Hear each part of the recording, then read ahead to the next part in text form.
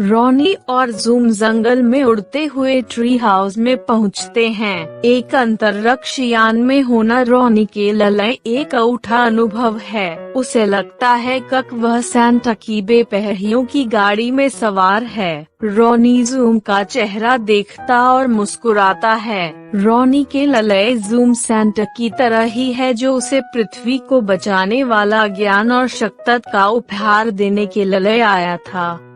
Tree house में नीना और Joseph Ronnie की तलाश कर रहे हैं। वे सजावट से भरे बैग पकड़े हुए हैं। हर साल नीना, जोसेफ और रॉनी क्रिसमस के लिए ट्री हाउस को सजाते हैं। नीना ने सभी के लिए स्वादिष्ट केक तैयार कर गए हैं। जब वे पेड़ के नीचे रॉनी की प्रतीक्षा कर रहे थे तो उन्हें अपने सर पर एक सफेद गोल वस्तु मंडराती है दिखाई देती है। जोसेफ और नीना घबरा जाते हैं और पास की झाड़ी के पीछे छछपने के लिए पेड़ से दूर भाग जाते हैं। यान धीरे धीरे पेड़ के नीचे उतरती है। रॉनी और जूम इससे बाहर छनकलते हैं।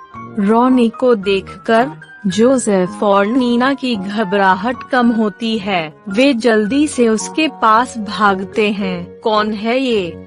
नीना जूम को एक झलक देखकर कहती है, और ये हरे रंग में त्यों रंगा हुआ है।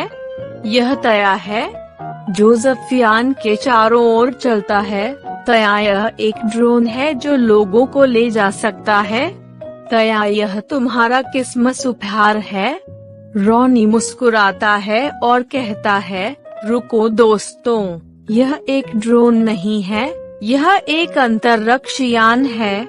और वो जूम है, वो हमारी पृथ्वी को बचाने के लिए बहुत दूर आकाश गंगा से आया है। तो वह एक एलियन है और खुद को हरे रंग में रंगा हुआ पसंद करता है। नीना अचानक पेंट को छीलने के लिए जूम का हाथ खरोंचती है।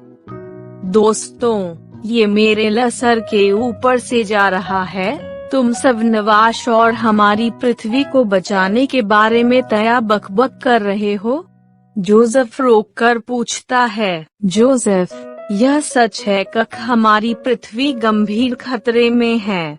हम इंसान हमारे खुद के दुश्मन बन गए हैं, या फिर हमें सभी जीवन रूपों का दुश्मन कहा जाना चाहिए। रॉनी समझाता है, जूम भी ऐसी ही एक पृथ्वी में रहता था और उसने देखा था कि कैसे उसके ग्रह के मनुष्यों ने उसकी पृथ्वी को नष्ट कर दिया और उसे ना रहने लायक बना दिया। जूम अपने यान तक जाता है और एक बटन दबाता है। यान के पीछे के छोर पर एक सीड फ्लैप खुलता है। यहाँ देखो, जूम कहता है, यह मेरी पृथ्वी का आखिरी दृश्य है। एक वीडियो सीन पर चलता है। तीनों बच्चे देखते हैं कि जूम का ग्रह ज्यादातर पानी में डूबा हुआ है और धरती बबना हरियाली के बंजर है। तबाह भूलम को देखकर वो आश्चर्यचकित रह जाते हैं। ये कैसे हुआ? नीना पूछती है। उसकी पृथ्वी के मनुष्यों ने वायु को प्रदूषित किया और वायु इतनी जहरीली हो गई कि सब कुछ खत्म हो गया। रॉनी जवाब देता है, मेरे दोस्त, तुम सही हो, लेकिन यह नालसफल वायु प्रदूषण से हुआ। बल्कि मेरी पृथ्वी के मनुष्यों ने पानी को भी प्रदूषित किया है। उन्होंने पानी को दूषित कर दिया और इसे पीने लायक नहीं छोड़ा। धीरे धीरे ग्रह का सारा पानी जहरीला हो गया। जूम बीच में बोलता है, पानी कैसे प्रदूषित होता है? जोसेफ पूछता है। मैंने अपनी किताबों में पढ़ा है कि पृथ्वी 70% पानी से ढकी हुई है। इसलिए तया हमारी पृथ्वी में हम सभी के लिए पानी काफी नहीं है। नीना शक से कहती है। जूम सोच में पड़ जाता है और थोड़ी देर बाद कहता है, ठीक है, मैं तुम्हें कुछ हद खाना चाहता हूँ। चलो एक सफर पर चलते हैं। अंतरिक्ष यान में?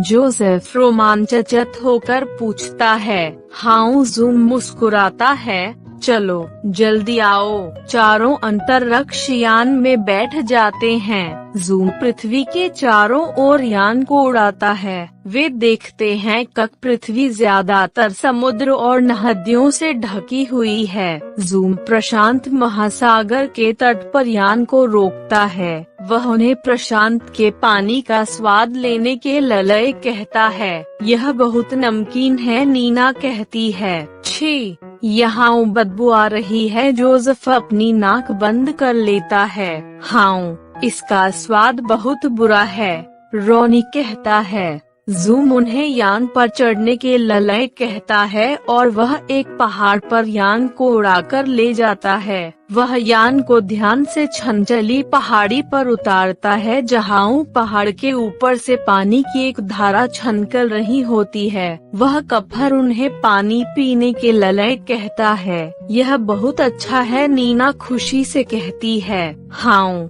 यह बहुत ताजा है, जोसेफ पानी पीते हुए बोलता है। प्यारे दोस्तों, हालांकि पृथ्वी का 70% हिस्सा पानी से ढका है, लेकिन इसका केवल 3% ही पानी मीठा है और पीने लायक है। इसमें से केवल 1% आसानी से लमल सकता है और बाकी ग्लेशियर और बर्फ के मैदानों में फंसा हुआ है। जूम उन्हें समझाता है।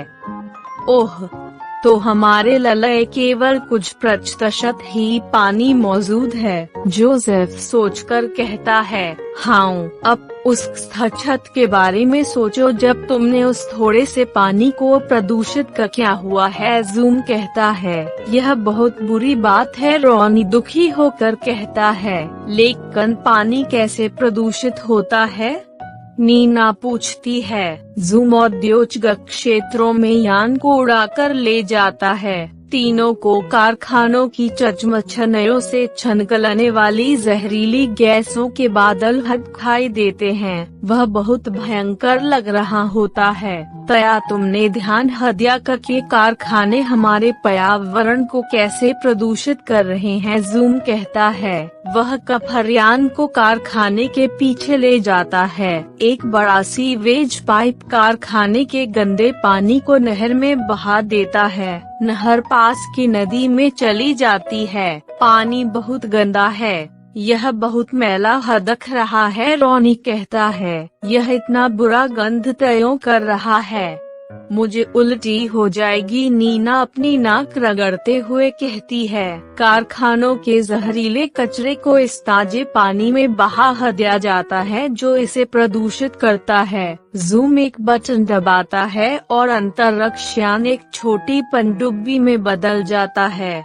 जूम पनडुब्बी को नदी के छनचले हिस्से में ले जाता है। पानी के नीचे वे कई समुद्री जीवों को तैरते हुए देखते हैं। देखो, नदी के नीचे एक पूरी अलग दुनिया बसी हुई है। नालसफव जानवर, बकलकाप, नदी में शवलभन प्रकार के पौधों को भी देख सकते हैं, जूम कहता है। जूम तया इन जलीय जानवरों और पौधों को भी सांस लेने के लिए ऑक्सीजन की जरूरत पड़ती है, नीना पूछती है।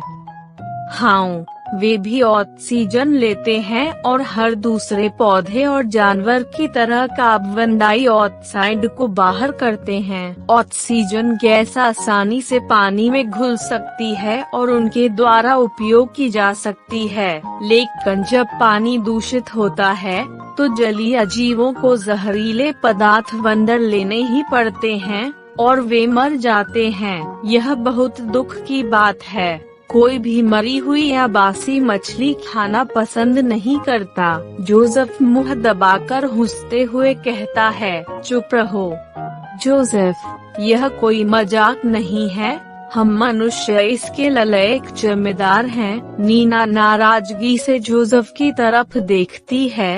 अब मैं समझ सकती हूँ कि अगर ये जलीय जानवर खतरे में हैं तो हम इंसान भी और हर दूसरे जानवर की जान जोखिम में है, नीना अफसोस के साथ कहती है। तुम सही कह रही हो नीना, अगर हम ऐसे ही पानी को प्रदूषित करते रहे तो जल्द ही हम अपनी जान खतरे में डाल लेंगे। साफ और ताजे पानी की कमी से हर कक्षी का जीवन दुख से भर जाएगा। रॉनी कहता है, हम तय कर सकते हैं ज़ूम।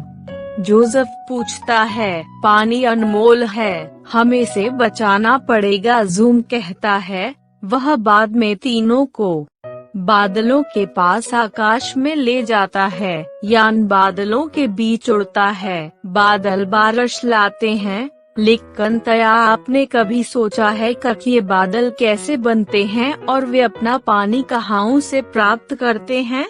ज़ूम पूछता है, बेशक, हमने पानी के ची के बारे में पढ़ा हुआ है। रॉनी जवाब देता है, महासागरों, समुद्रों और बाकी जगहों से भी पानी भाप में बदल जाता है और आकाश में चला जाता है। हाँ, इस प्रक्रिया को वाष्पीकरण कहा जाता है। जोसेफ कहता है, पानी की भाप आकाश में ऊंची उठने पर पानी की छोटी बूंदों में बदल जाती है और ये पानी की बूंदें धूल के कणों के साथ लमलकर बादल बनाती हैं। रॉनी आगे बताता है, और इस प्रक्रिया को संक्षेपण कहा जाता है। नीना मुस्कुराते हुए कहती है, और जब ये पानी की बूंदें बारिश बर्फव्याओलों के रूप में धरती पर चगरती हैं तो इसे व्याव कहा जाता है। रॉनी पानी के ची को समझाता है, बहुत अच्छे। ज़ूम मुस्कुराता है और आगे बताता है, और यह बारिश का पानी पौधों और जानवरों के ताजे पानी की जरूरत पूरी करने के आसान तरीकों में से एक है। इसलिए हमें इस बारिश के पानी को संचय करने की जरूरत है। संचय? जोसेफ पूछता है, व्याव जल संचयन से हम बारिश के पानी को बह जाने देने के बजाय इकट्ठा करके या बचा के रख सकते हैं। इकट्ठा किए गए बारिश के पानी को हमारे रोजमर्रा की जिंदगी में किसी भी काम के लिए इस्तेमाल किया जा सकता है। ज़ूम जवाब देता है और एक छत पर यान को ले जाता है जहां व्याव जल संचयन के लिए एक जलाशय बनाया गया है। अचानक ज़ूम सोच में पड़ जाता है और उसका चेहरा उदास हो जाता है। ज़ूम, तुम्हें तय हुआ? नीना पूछती है, मेरे ग्रह की यादें बस मेरे दिमाग में आ गईं। अगर मेरी पृथ्वी के मनुष्य पर्यावरण के लिए ज्यादा जिम्मेदार होते तो वहाँ आज भी जीवन संभव होता। ज़ूम ने पश्चाताप करते हुए कहा। सभी बच्चे ज़ूम के पास आते हैं और उसे कसकर गले लगाते हैं। ज़ूम, हम अपने ग्रह को कभी भी कुछ भी नहीं होने देंगे। हम हमेशा इसकी रक्षा करेंगे। रॉनी कहता है, हाँ, आज हम पानी की कीमत को जानते हैं। हम इसे कभी गंदा या मैला नहीं करेंगे। जोसेफ कहता है, और हम दूसरों को भी पानी बचाने के लिए जागरूक करेंगे। जोसेफ कहता है,